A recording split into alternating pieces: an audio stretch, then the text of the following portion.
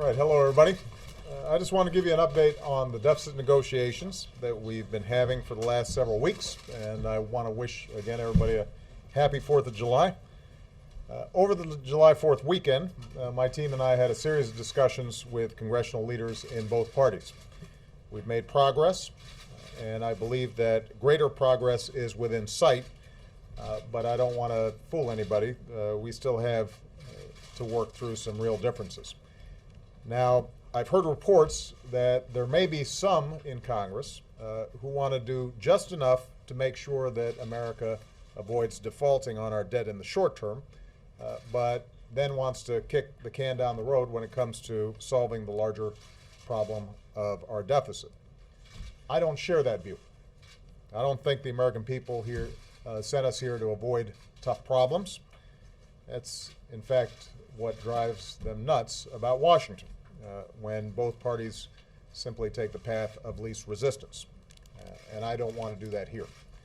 I believe that right now we've got a unique opportunity to do something big, to tackle our deficit in a way that forces our government to live within its means, that puts our economy on a stronger footing for the future, and still allows us to invest in that future. Most of us already agree that to truly solve our deficit problem, we need to find trillions in savings over the next decade, and significantly more in the decade that follow. That's what the Bipartisan Fiscal Commission said. That's the amount that I put forward in the framework I announced a few months ago. That's around the same amount that Republicans have put forward in their own plans. And that's the kind of substantial progress that we should be aiming for here. To get there, I believe we need a balanced approach. We need to take on spending in domestic programs, in defense programs, in entitlement programs, and we need to take on spending in the tax code, spending on certain tax breaks and deductions for the wealthiest of Americans. This will require both parties to get out of our comfort zones and both parties to agree on real compromise. I'm ready to do that. I believe there are enough people in each party that are willing to do that.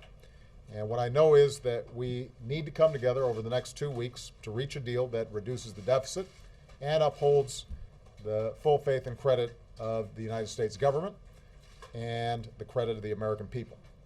That's why, even as we continue discussions today and tomorrow, I've asked leaders of both parties and both houses of Congress to come here to the White House on Thursday so we can build on the work that's already been done and drive towards a final agreement.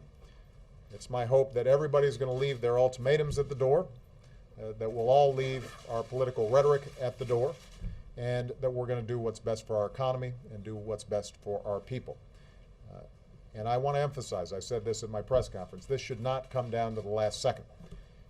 I think it's important for us to show the American people and their leaders that we can find common ground and solve our problems in a responsible way. We know that it's going to require tough decisions. I think it's better for us to take those tough decisions sooner rather than later. That's what the American people expect of us. That's what a healthy economy is going to require. That's the kind of progress that I expect to make. So I promise I will keep you guys updated as time goes on. All right?